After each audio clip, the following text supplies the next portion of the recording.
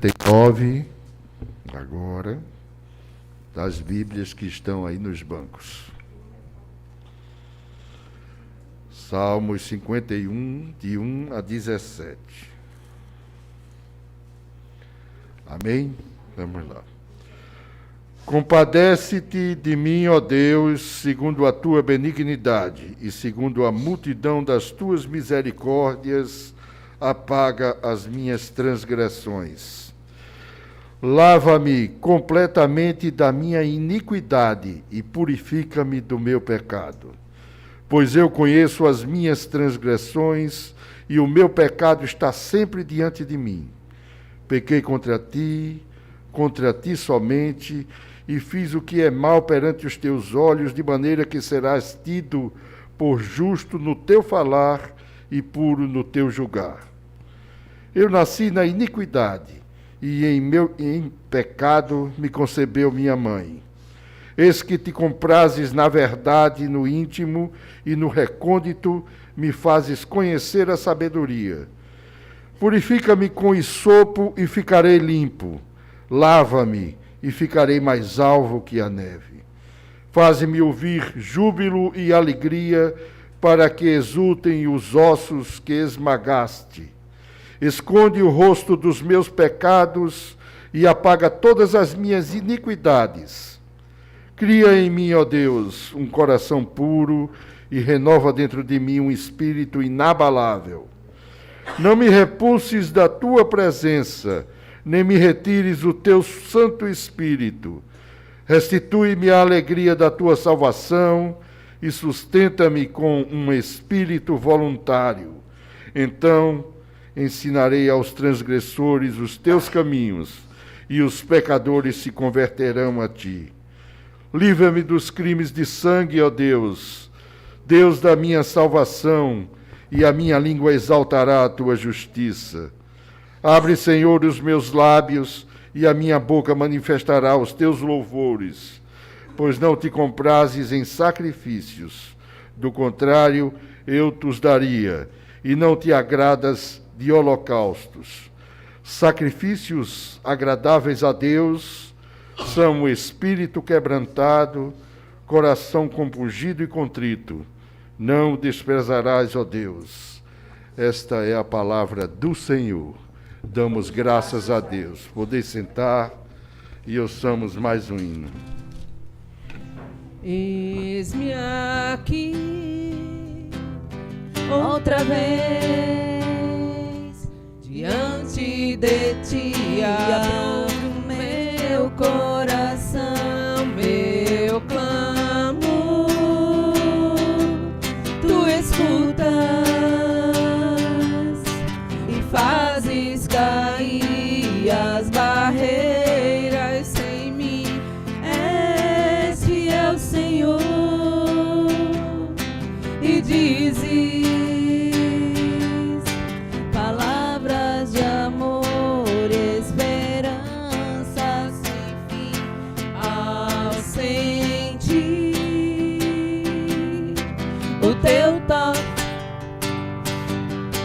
Por tua bondade liberta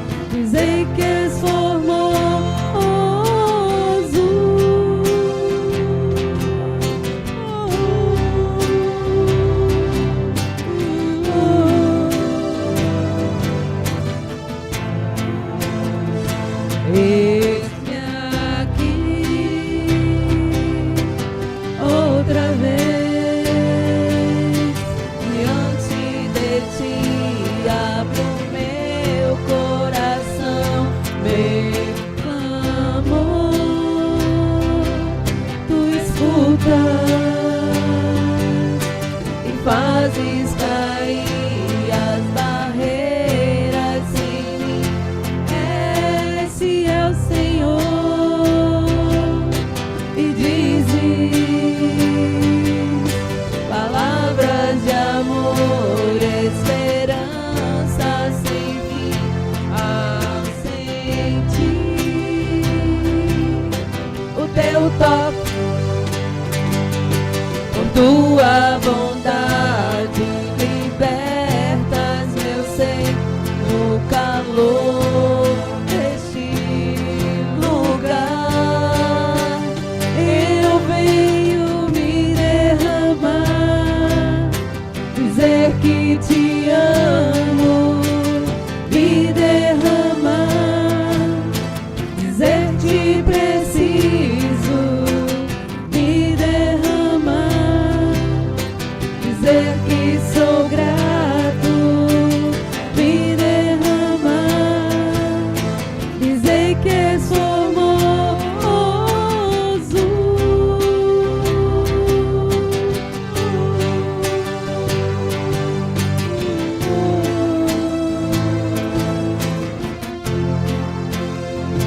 Eis-me aqui.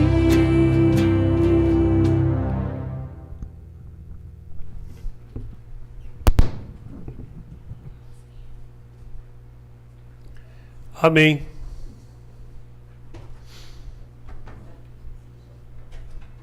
Quando eu fazia o ensino médio, eu tive um professor de inglês que era apaixonado por Shakespeare. E ele gostaria que nós adquiríssemos esse amor pelo que Shakespeare escreveu. Ele nos fez ler várias peças. E eu confirmo que eu era muito burro para entender Shakespeare.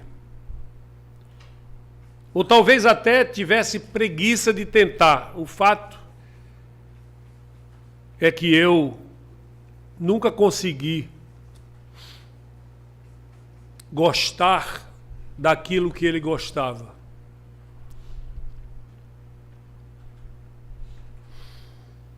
E se você é como eu, provavelmente não está familiarizado com o lamento de Lady Macbeth. Em sua famosa peça Macbeth, nós vemos que ele foi incitado por sua esposa a assassinar o rei Duncan e tomar-lhe o trono. Esse era o plano de Lady Macbeth. Depois que ele cometeu o assassinato, ela pegou o sangue do rei e derramou sobre alguns dos guardas para implicá-los no assassinato. Mais tarde, o enredo daquele conto se concentra na própria Lady Macbeth. Isso porque noite após noite ela anda em seu sono, olhando para as suas mãos e continua implorando palavras que se tornaram famosas. Fora, maldito lugar, fora, eu digo, aqui está cheio do sangue ainda. Todos os perfumes da Arábia não adoçarão essa pequena mão.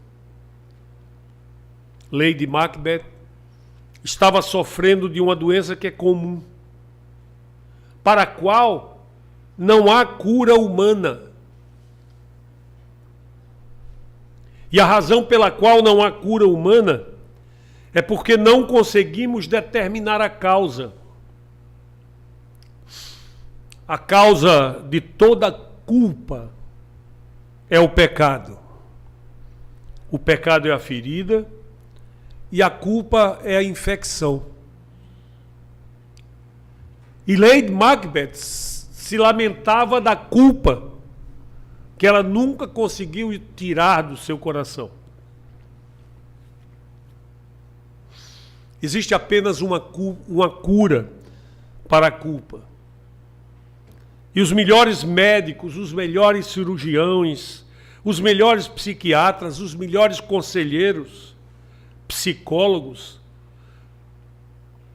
os melhores remédios em todo o mundo não podem curar a doença da culpa.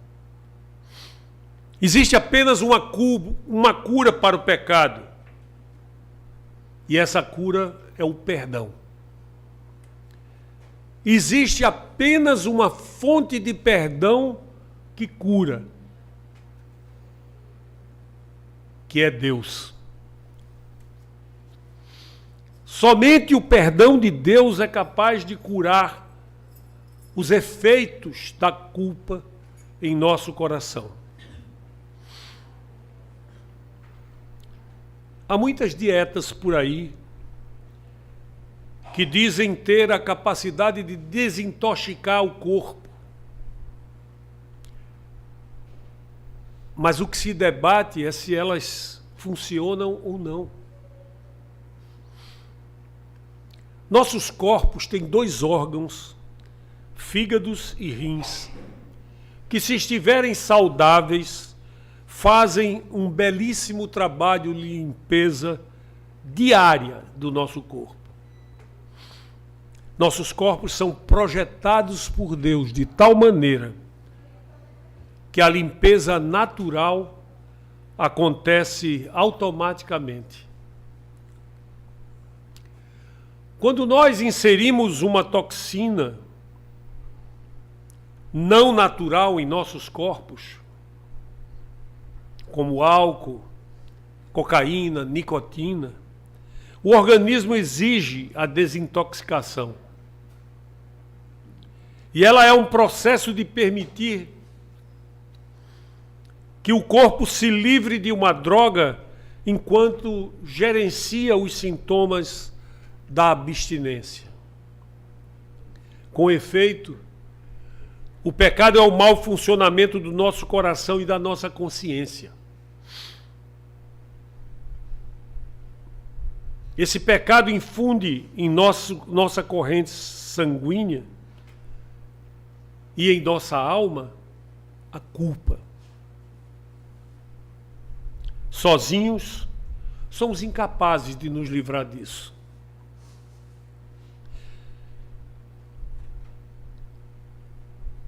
O pecado é um processo interno que requer uma cura externa. É um problema interno que exige um perdão vindo do alto.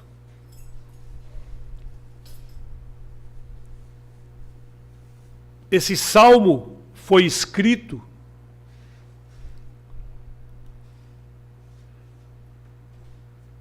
por Davi, quando o profeta Natã veio ter com ele depois de haver ele adulterado com Batseba. E aquele fato infundiu na alma de Davi uma culpa. Uma culpa que descaracterizou inclusive Davi.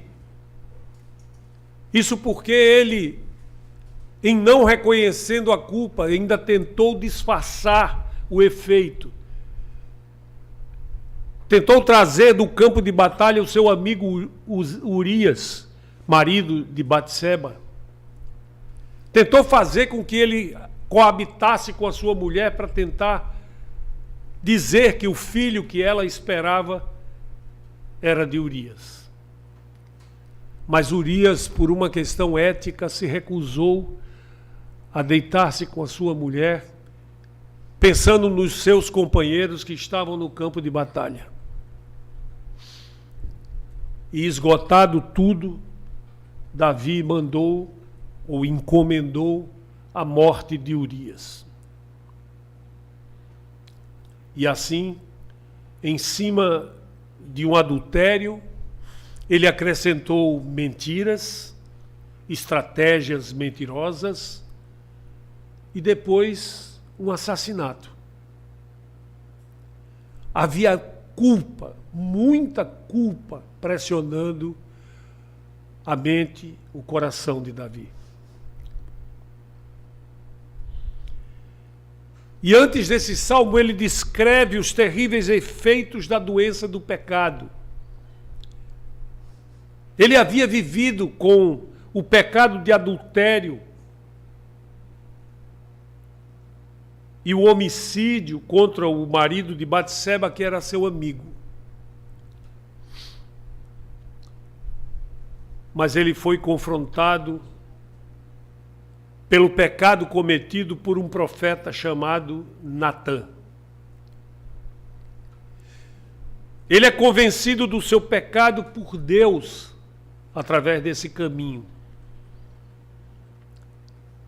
E ele quer se livrar do pecado, da culpa, do sofrimento que ele enfrenta.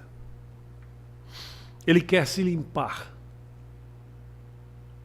Dessa experiência, ele escreveu esse salmo e responde a essa pergunta. Quando você é confrontado, pego e convencido do pecado em sua vida e não quer mais fugir de Deus, você quer correr para Deus. E o que você faz? Coloque-se no lugar de Davi e veja de que modo você lida com essa culpa que Davi carregava. A boa notícia para todos nós hoje é que a qualquer momento nós podemos dizer adeus à culpa. Basta que sigamos o exemplo de Davi, pedindo a Deus que nos faça 4 coisas. A primeira delas é pedir a Deus que o liberte da sua culpa. Muitas vezes, quando fazemos algo errado e somos cheios de culpa, ao invés de corrermos para Deus, ao invés de nos voltar e buscar aquele que pode limpar o nosso pecado, nós tentamos encobri-lo. E isso, até porque é ineficiente, sempre piora o nosso problema. A primeira coisa que tem que acontecer se queremos lidar com a culpa e nos libertarmos dela é uma confissão honesta. Até mesmo porque Deus conhece todas as coisas. Não há como mentir para Deus. E vemos Davi confessando com verdade a sua culpa. Diz ele nos versículos 3 e 4 desse salmo: porque eu conheço as minhas transgressões, e o meu pecado está sempre diante de mim. Contra ti somente pequei, e fiz o que é mal à tua vista, para que sejas justificado quando falares, e puro quando julgares. A única faca que é afiada o suficiente para arrancar o pecado e nos livrar da infecção da culpa é a faca da confissão sincera, honesta do nosso erro. Lembre-se disso. Há uma coisa que Deus nunca aceitará em troca do pecado. E essa coisa é uma desculpa, porque não funciona com Deus. Ele sabe todas as coisas. Você nunca pode tentar desviar-se do pecado cometido, atribuindo culpa a uma influência de outras pessoas. E você sabe por quê?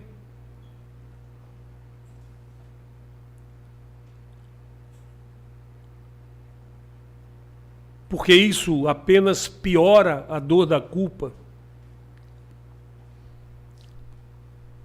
a dor de uma consciência culpada. Quando tentamos encobrir o nosso pecado, Deus o conhece. Mas quando nós revelamos a nossa sinceridade diante de Deus, admitindo e confessando o nosso pecado, Deus o cobrirá da sua vista. Por isso, a primeira coisa que você tem que fazer é confessar total, sincera e honestamente o seu pecado diante de Deus. Conta-se que havia alguns jovens envolvidos em uma grande discussão teológica sobre o Deus e sobre a Bíblia. Um dos meninos era católico e o outro menino era evangélico. E você sabe que os católicos praticam a confissão aos sacerdotes. Enquanto essas crianças discutiam coisas que não entendiam totalmente, o garoto católico dizia: meu padre diz isso. E o garoto protestante dizia: bem, meu pastor também diz isso. Depois de muitas indas e vindas, o católico finalmente disse: bem, meu padre sabe mais do que o seu pastor. E o evangélico então disse: só pode. Você conta tudo para ele? Nós devíamos contar tudo a Deus. Essa é que é a grande verdade. Você tem que levar o pecado a sério. O pecado não é uma contravenção, é uma ofensa a Deus. Não é um resfriado, é como um câncer da alma.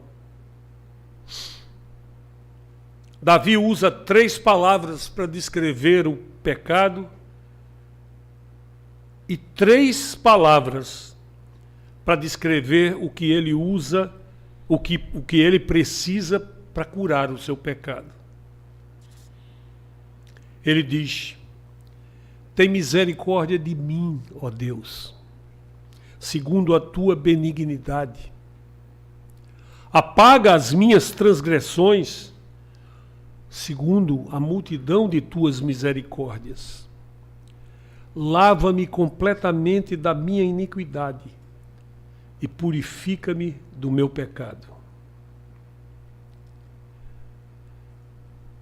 No hebraico há 3 palavras diferentes para transgressões. A palavra transgressão significa atravessar uma fronteira proibida. Mas também significa se rebelar contra a lei de Deus. A palavra maldade equivale a perversidade, pois se você sequer pensar sobre isso, você comete um ato muito perverso de pensar que você pode pecar contra um Deus onisciente, onipresente e escapar imune. A palavra pecado significa literalmente errar o alvo. E não significa apenas errar uma marca que Deus estabeleceu para você, mas significa errar a marca daquilo que é melhor para você. Esse é o ponto. Davi não chama o pecado de erro, ou de infortúnio, ou de mau julgamento. Não. Ele o chama como Deus chama. E é isso que a palavra confessar significa. Significa concordar com Deus sobre o que é o pecado. Não é um caso, é um adultério. Não é falsificar os números, é mentir. Não é pedir emprestado indefinidamente, é roubar. Para se livrar disso, é preciso uma cirurgia radical. E então, o que Davi pede?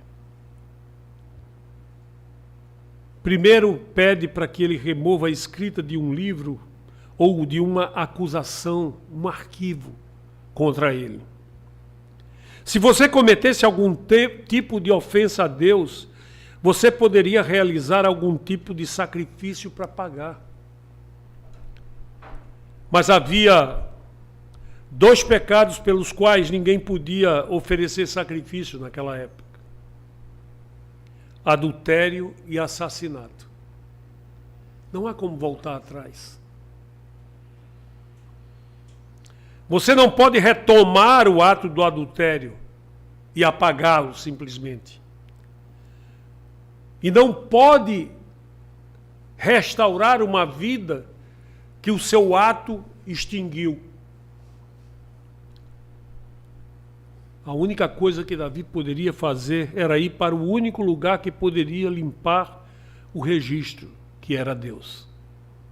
Então Davi diz: lave toda a minha iniquidade, tire de mim aquilo que estava presente quando eu cometi esses pecados absurdos.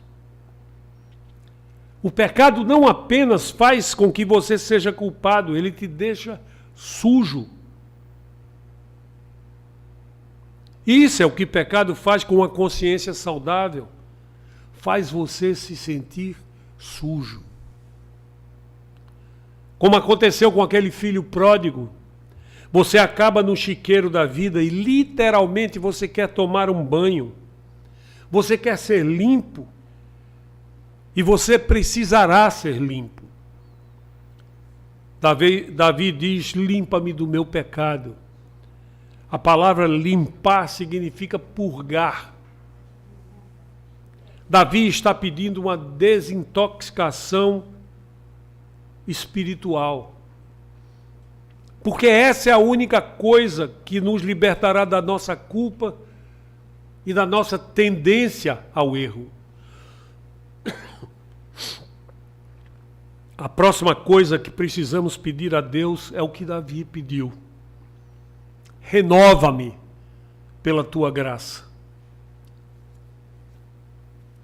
Davi dá um passo maior, mais profundo, mais longo,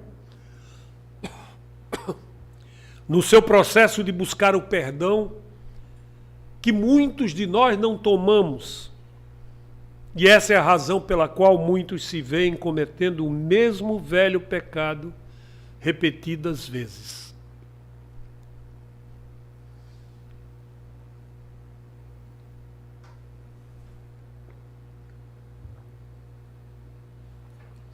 E disso eu falo como um testemunho. Porque muitos foram os pecados que, mesmo pedindo perdão a Deus, eu tornei a cometer. Até o dia em que eu compreendi que o pecado me sujou. E eu busquei, mais do que o perdão, eu busquei que Deus me limpasse da mancha, da nódoa que estava presente na minha alma e no meu pensamento. Quando pecamos, obviamente nós sabemos instintivamente que a primeira coisa de que precisamos é o perdão. Novamente, essa é a única cura para a infecção da culpa, porque somente o perdão lida com a causa da infecção que é o pecado. Davi percebeu que o perdão não era a única necessidade que ele tinha. Ele pecou, mas o seu problema estava no seu coração. Mesmo perdoado, ali estava a raiz que poderia fazê-lo tornar ao pecado. E você lembra por que todos nós pecamos?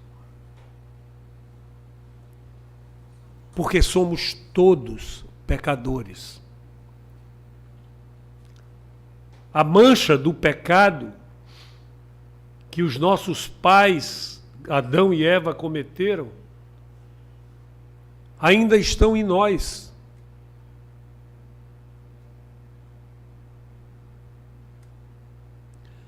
Mas Davi não quis lutar apenas com os sintomas dos seus problemas. Ele quer lidar com a causa disso. E Davi percebe: eu não preciso apenas de perdão, eu preciso de pureza, de libertação da minha tendência ao erro que me fez provocar esse pecado. Em outras palavras, não precisamos apenas fazer a limpeza dos nossos erros. Precisamos ser limpos daquilo que nos faz ou nos fez pecar.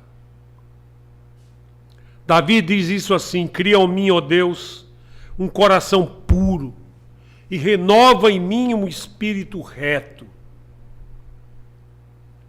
Davi percebe que quando você está lidando com a culpa, não é apenas um fungo na superfície da pele que você precisa raspar fora, e nem algo que você pode curar com um remedinho caseiro. É preciso um remédio para o seu coração, é preciso uma cirurgia radical, é preciso um transplante, às vezes, do coração espiritual. Realmente é preciso um milagre.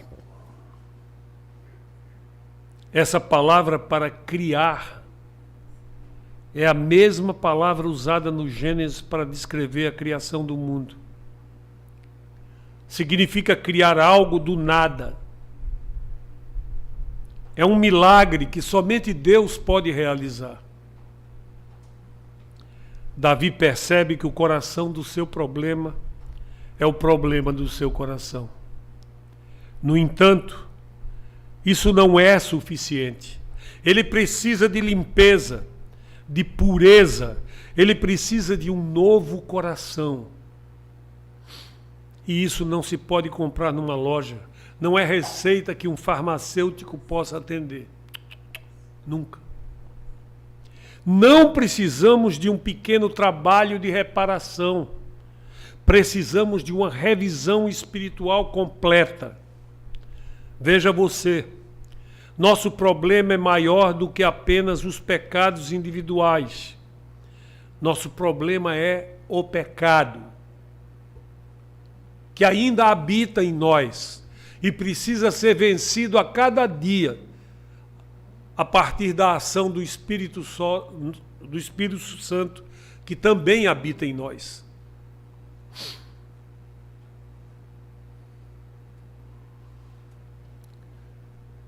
Nosso problema é o pecado, e você não pode simplesmente lidar com o que você faz, mas você tem que lidar com o que você é e que o levou a pecar daquele modo. Quando pedimos para Deus para que Ele crie em nós um novo coração e renove um espírito firme, como fez Davi, o que realmente estamos pedindo é: eu quero ser mudado de dentro para fora e não apenas de fora para dentro. É realmente difícil para as pessoas deixarem o pecado, particularmente aqueles pecadinhos de estimação que a gente conserva. Se você é viciado em pornografia, em drogas, em álcool, no mau humor ou na linguagem obscena, eu posso dizer agora que todas as resoluções que você tomar no ano novo serão totalmente inúteis e impotentes diante desse fato, desse vício. O que nós precisamos é que Deus nos renove. E Davi então pede a Deus a terceira coisa: revive-me para a tua glória. Faz com que eu seja reconduzido à condição pura com que foi criado, para que eu possa viver glorificando o teu nome. Existem algumas maneiras pelas quais você pode saber se Deus realmente limpou o teu coração. Há algumas maneiras pelas quais podemos saber que estamos de volta ao caminho certo com Deus e que estamos equipados e prontos para sair e enfrentar a tentação e lidar com isso da maneira certa. Davi diz ao Senhor: não me lances fora da tua presença e não retires de mim o teu Espírito Santo. Convenhamos, isso é uma declaração muito estranha. É meio assustador. Ninguém quer perder a presença de Deus ou do Espírito Santo em suas vidas. Ninguém que tenha condição consciente de valorizá-las quer perder essas coisas. Ao que está se referindo Davi? Ele não estava se referindo a perder a salvação, a Deus deixar ele de uma vez por todas ou abandoná-lo. O que ele estava dizendo é algo que nós, e eu espero que assim seja, percebamos. Ele havia acabado de pedir a Deus que lhe desse um coração puro. Ele quer viver uma vida de pureza diante de Deus. Ele quer seguir o caminho certo. Ele quer fazer a ligação certa. Ele quer exercer a decisão certa em tudo que ele faz. Não se trata apenas daquele pecado não ser repetido. Se trata de não repetir pecados de um modo geral. Há duas coisas que nós temos que ter se quisermos viver a vida que Deus quer que nós vivamos e sermos as pessoas que Deus quer que nós sejamos e fazer as coisas que Deus quer que nós façamos. Precisamos da presença de Deus e precisamos do poder de Deus sobre nós. Eu não posso lhe dizer quantas vezes as pessoas se recusam a entregar suas vidas a Jesus Cristo e a se tornar um seguidor de Jesus por essa razão. Algumas chegam a verbalizar isso, mas muitas negam com as suas atitudes a seguir esse caminho. Muitos dirão, eu nunca poderia viver de acordo com isso. Eu nunca poderia viver a vida cristã, afinal eu sou um homem pobre, pequeno, pecador. É por isso que todas as vezes eu me debato contra esse tipo de afirmação, porque ela vai firmando no seu íntimo a ideia de que você tem que ser naturalmente um pecador, você não tem solução. E não é isso que Deus diz, não foi isso que fez Ele enviar Jesus para morrer no meu e no seu lugar. Foi a certeza de que aquele sacrifício criaria a condição para que nós pudéssemos mudar. Deixe dar algumas notícias desanimadoras e também algumas notícias encorajadoras. Você não pode viver a vida cristã. Você não pode ficar limpo, estar limpo, ou ficar limpo sozinho. A boa notícia é que você não precisa fazer isso sozinho. E Deus não espera isso de você. Essa é a razão pela qual Cristo, ao partir para o Pai, fez questão de dizer que precisava estar limpo e deixar conosco o seu Espírito Santo. Cristo se foi para junto do Pai, mas o seu Espírito Santo habita em nós.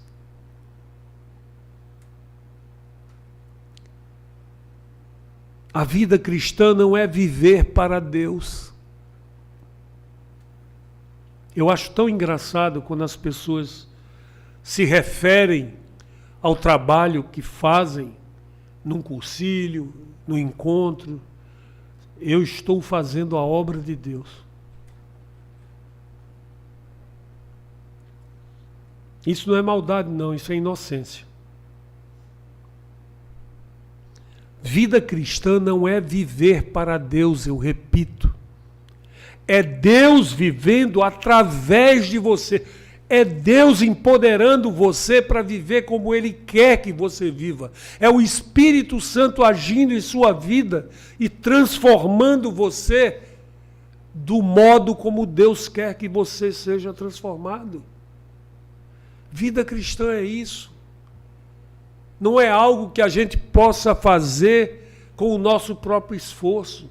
Não mesmo. E Deus sabe disso. Deus não tem ilusão ao meu respeito nem ao seu respeito. Ele sabe do que nós não somos capazes.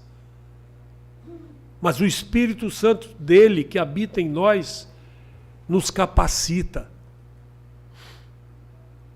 Quando você dá a sua vida a Jesus Cristo, você imediatamente obtém duas coisas. Você obtém a presença de Deus Pai em você. E então você obtém o poder de Deus, o Espírito Santo em você. Se você não ouvir mais nada dessa meditação, ouça isso. Quando você crer na palavra de Deus e receber o Filho de Deus, Deus vai realizar através de você tudo o que Ele quer que você faça. Quando nós falamos de reavivamento, o tempo todo é disso que nós falamos. Reavivamento é vencer aquela condição que diz que quando pecamos estamos mortos nos nossos próprios delitos. Reavivamento é reviver, apesar de estarmos mortos nos nossos próprios pecados e delitos. Reavivamento é saber viver uma vida de pureza.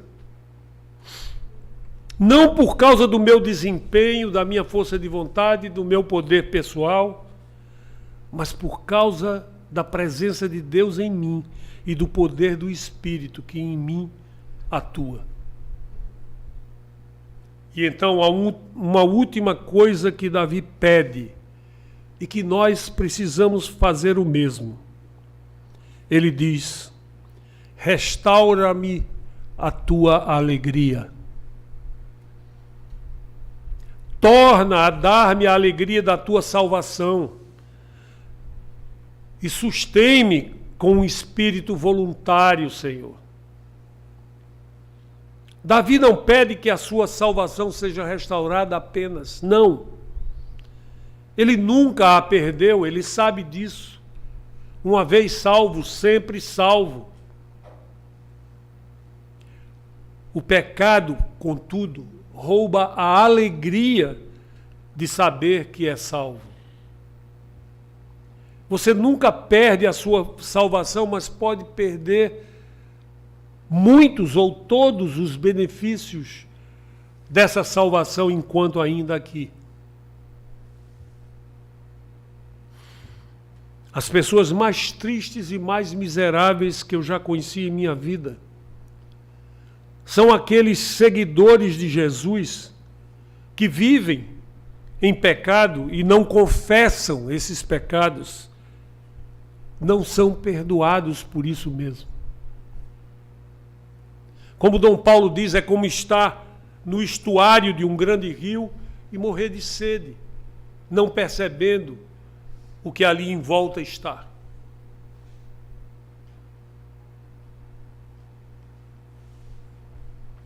Eu posso dizer isso com confiança. Se você pode viver em pecado e ser feliz, é porque você não é um seguidor de Jesus. Você não reconhece a necessidade que fez Deus Pai enviar seu Filho unigênito para sofrer as nossas culpas, para morrer por nossos erros e nos conceder o benefício daquilo que Ele fez.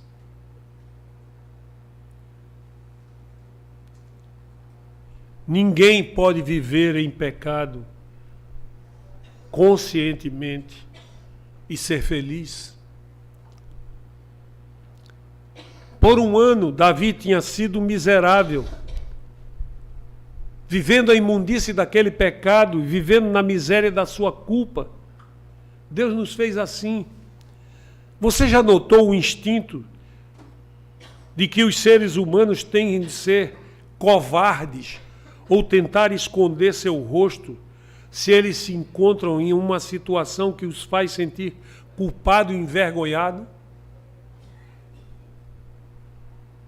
Por exemplo, você verá aquelas pessoas presas pela polícia na televisão e elas tentarão esconder o seu rosto ou se afastar da câmara. E não importa se eles são grandes vultos, pessoas importantes, insuspeitas, ou se são bandidos comuns. Eles tentam esconder o seu rosto. Instintivamente, existe ali um sentimento de culpa e de vergonha.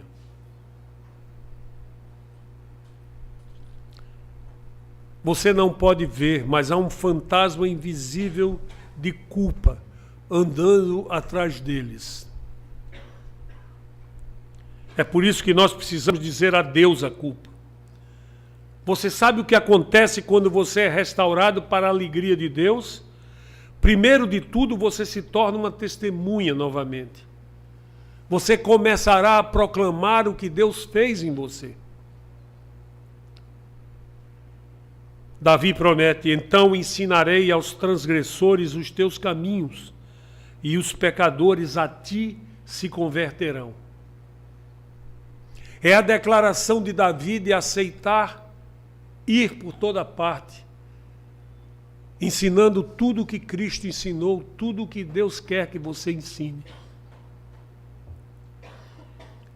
O pecado não apenas suja a alma, mas sela os lábios, cala. Se você não está andando com Jesus, você não poderá falar por Jesus. Quando você sabe que o seu próprio testemunho vai condená-lo, você vai se defender, mas quando você está certo com Deus, você vai viver para Deus e por isso vai confessar e proclamar, testemunhar o que Deus fez na sua vida. Mas então algo mais acontecerá. Você se tornará um adorador novamente. E Davi fala: abre, Senhor, os meus lábios e a minha boca entoará o teu louvor. Quando você está vivendo em pecado e engolido pela culpa, você deixa de querer ir se reunir com os seus irmãos na igreja. Ou se você vem à igreja, você realmente não está nela. Você não lê a sua Bíblia e não quer ler a sua Bíblia. Porque ou a Bíblia vai afastá-lo do pecado, ou o pecado irá mantê-lo longe da Bíblia. Deus te afastará do pecado, ou o pecado te afastará de Deus. Quando você diz adeus à culpa, todas as vezes que abre os lábios, você quer declarar o louvor a Deus.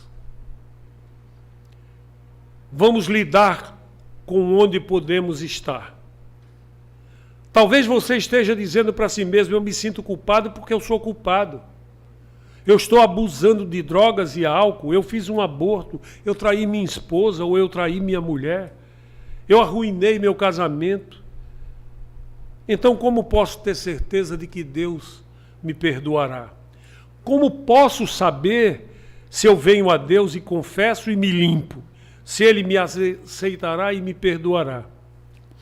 Há duas coisas que garantem de forma absoluta isso.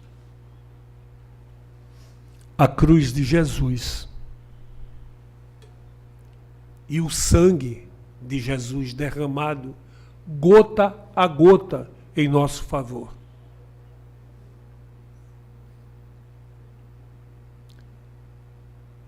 Jesus não veio a essa terra e morreu na cruz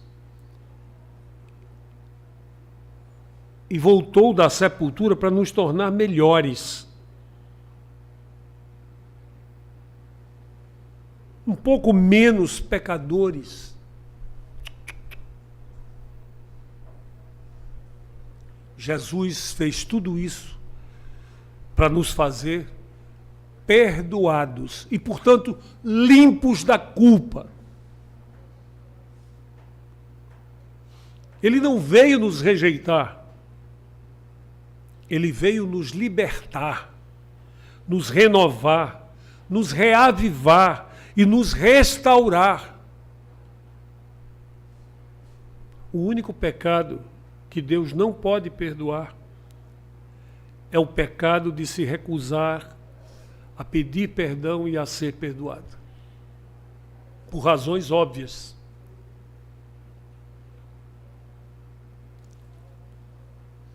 Esse salmo é uma linda canção que Davi escreveu. Nos diz muito claramente que Deus está sempre esperando para nos perdoar. Deus está sempre disposto a nos perdoar. E Deus sempre está querendo nos perdoar. Por isso, quando você estiver pronto, diga a Deus a culpa. Livre-se do sofrimento, da opressão, da culpa em sua vida. Eu quero orar com você. Senhor do tempo, Deus de misericórdia e graça, nós reconhecemos, Senhor, que temos a cada dia recebido de Ti, como um presente imerecido, novas e preciosas chances de um recomeço. Há muito em nós que precisa ser moldado, transformado, edificado. E temos a consciência que somente nos entregando verdadeiramente como um barro nas mãos de um moleiro, nós poderemos ser trabalhados para ser conformados ao Teu projeto perfeito. Temos também consciência de que essa entrega verdadeira é fruto de um compromisso e de uma perseverança, que vai moldar nosso caráter e nos fazer fiéis ao Teu propósito. Por esse motivo, Senhor querido, começamos Te pedindo que nos conceda sede da Tua presença, determinação de Te buscar, e fidelidade e retidão, para que possamos resistir aos apelos do mundo que nos querem tragar e nos desviar dos Teus caminhos. Não por medo, mas por uma consciência clara de prioridades e de importância, queremos Te pedir que nos faça sábios para buscar em primeiro lugar o Teu reino e a Tua justiça, com a certeza de que tudo mais nos será acrescentado. Que esse seja um real recomeço, Senhor, abandonando tudo que nos impediu de ser verdadeiros, fiéis, amorosos, benignos, longânimos, pacificadores e pessoas com domínio próprio, de modo a sermos sal e luz nesse mundo, como Tu queres que sejamos. No nome santo de Jesus Cristo, Teu Filho, Senhor e Redentor nosso, Te rogamos todas essas coisas e podemos desde já Te agradecer. Amém e amém. Se Tu olhares, Senhor, para dentro de mim, nada encontrarás de bom, mas um desejo eu tenho de ser transformado. Preciso tanto do Teu perdão.